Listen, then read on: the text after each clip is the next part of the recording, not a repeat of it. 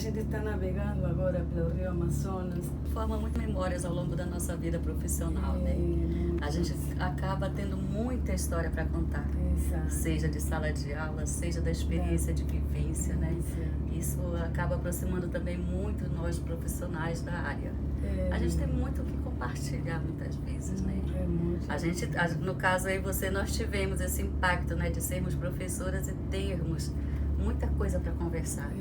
E você é uma visitante praticamente, né, dessa nossa região amazônica, né? Eu tenho uma paixão hoje pelo Pará. Até porque, tendo sala de aula com as crianças, eu tive esse contato com eles, com a parte da história também.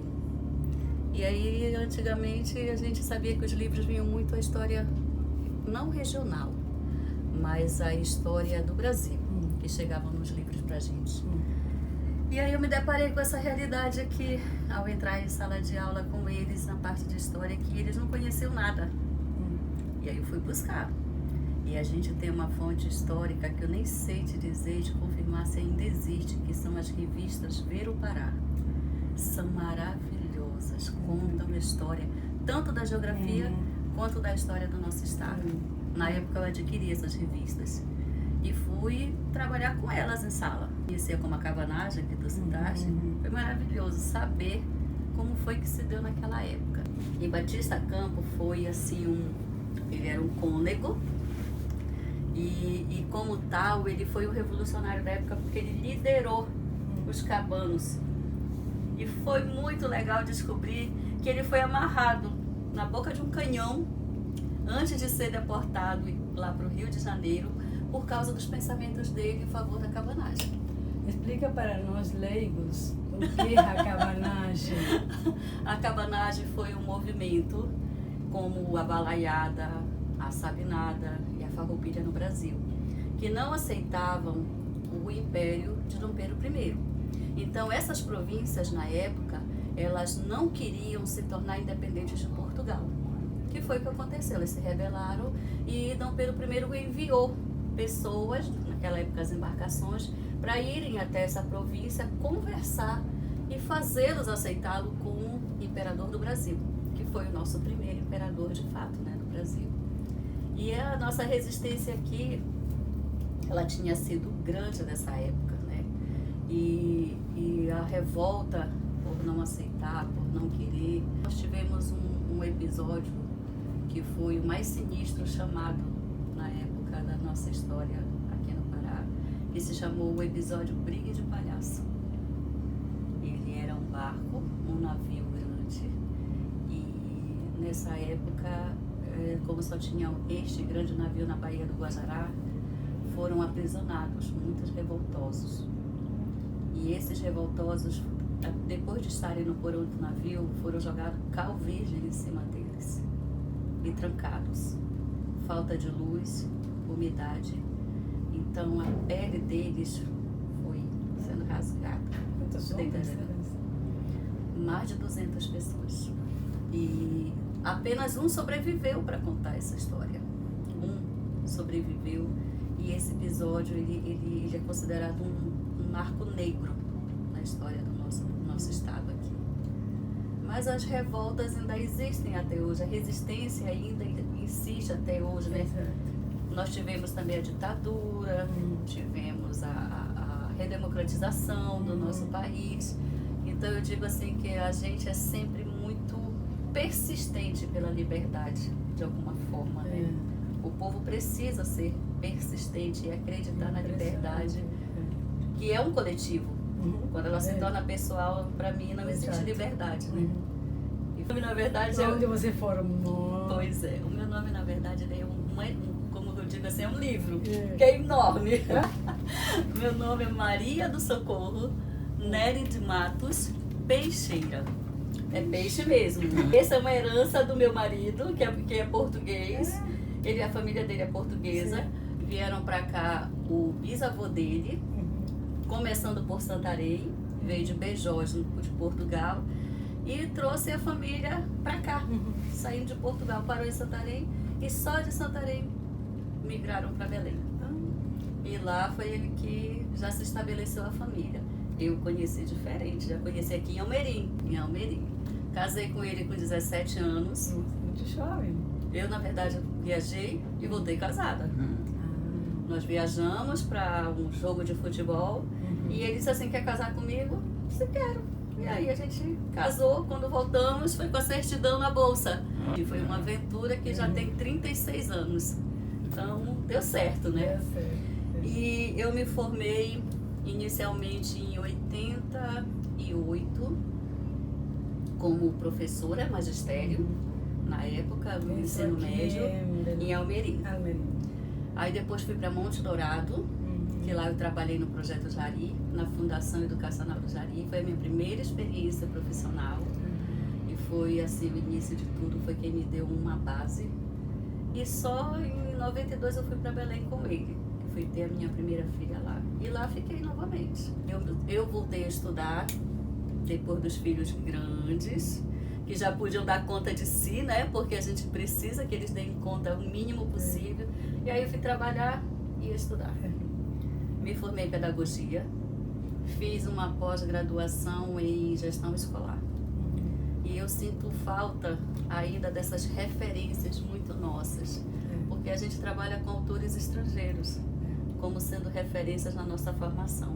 Mas quando a gente se depara na sala de aula, a realidade é muito diferente. A teoria nem sempre condiz com a nossa prática. E às vezes é complicado a gente administrar as coisas quando você não tem o conhecimento que você precisa. Exato. E como que você fez seu projeto pedagógico a partir desse referencial que não era regional, que não trazia toda essa diversidade da amazônica para a sala de aula, que não traía toda essa pluralidade cultural? Como que você percebia isso? Como que você fez para lidar com isso? A gente, na verdade, tem que fazer, como a gente diz, um jogo de cintura. Para começar, o professor nunca pode deixar de ser também um pesquisador. Né? A gente precisa sempre estar buscando informações. A nossa região amazônica, hoje, a gente já consegue encontrar coisas a respeito escritas, né? Como tem um livro do Benedito Monteiro, que é um livro maravilhoso, enorme, de uma capa amarela linda, né? E tem muita coisa lá. Aí nós tivemos uma editora, fora a Ver o Pará, que tem um material incrível também.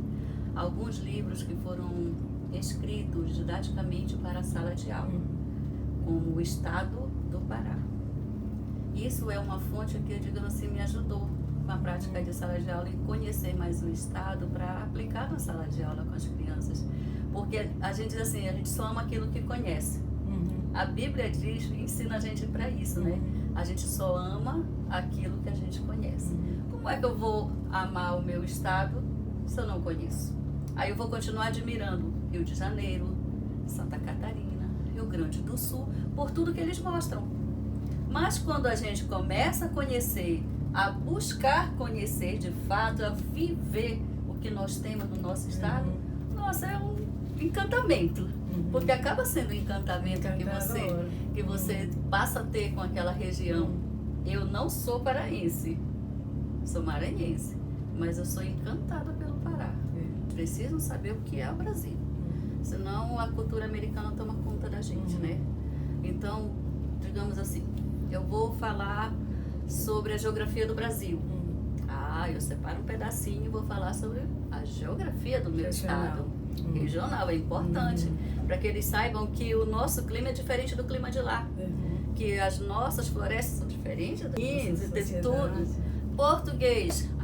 Português eu dou sempre uma pauta para os textos regionais. As nossas lendas, que são riquíssimas e maravilhosas. E a língua também, porque a não tem língua. Então, tem que ter um pontinho nosso sempre nesse contexto nacional.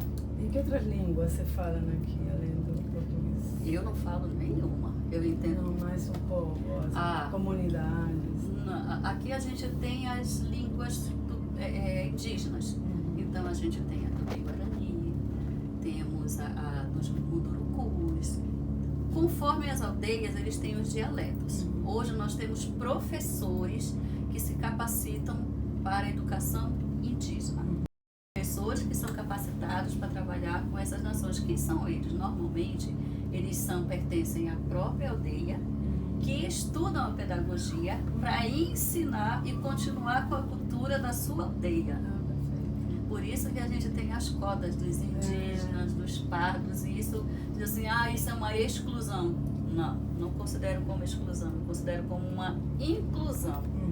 Se antigamente chegavam professores, digamos, como eu, numa aldeia indígena, para ensinar o que não era de fato interessante para eles, por que que esses indígenas que estão lá querendo aprender e que vieram para a cidade não retornam para sua comunidade? Isso facilitou também essa questão deles terem uma interação maior com a sociedade. Eu achei muito legal. Não é exclusão, é inclusão para mim. Apesar de que até hoje o sistema de cotas ainda é bem criticado no nosso Brasil. E a questão da cabanagem, retomando essa ideia. Quando a escola cabana teve um processo aqui em Belém, no governo do Edmilson Rodrigues, 96 mais ou menos, 1996, foi o projeto de todas as escolas municipais, a escola cabana, que seria basicamente essa questão de trabalhar a socialização, a redemocratização do ensino na nossa capital, basicamente. E tinha uma linha pedagógica tipo Paulo Freire, progressista, né? Que valorizava muito o saber com o que a gente precisava, digamos assim, descobrir ainda. Porque ela foi o norte justamente nessa questão da... Como é que eu posso falar? Não é a democratização, que seria a palavra, mas nesse reconhecer-se. Reconhecer-se. Eu acho que eu ainda tenho até hoje essa apostila sobre a escola cabana. Mas foi basicamente municipal o movimento que houve em todas as escolas. A COP30, ela é um movimento, digamos assim, de preservação do que é nosso, né? Uma conscientização do que a gente precisa realmente ter o cuidado que é a nossa casa comum. Né? A gente sabe disso, mas a conscientização do nosso povo ainda não alcançou essa perspectiva. Mesmo em Belém, a gente vendo todo esse movimento digamos assim, de reestruturação da cidade para receber, mas o povo parece que ainda não caiu em si da importância da mensagem principal desse movimento. Eu acho que está muito distante ainda. Parece assim que é um evento que vai acontecer nesse período, vai passar, enquanto não é esse o propósito. Na verdade, o propósito dela é realmente conscientizar o povo, é realmente levar a uma mudança de comportamento de cada um, porque tem que começar em cada um de nós para que essa mudança no mundo ocorra.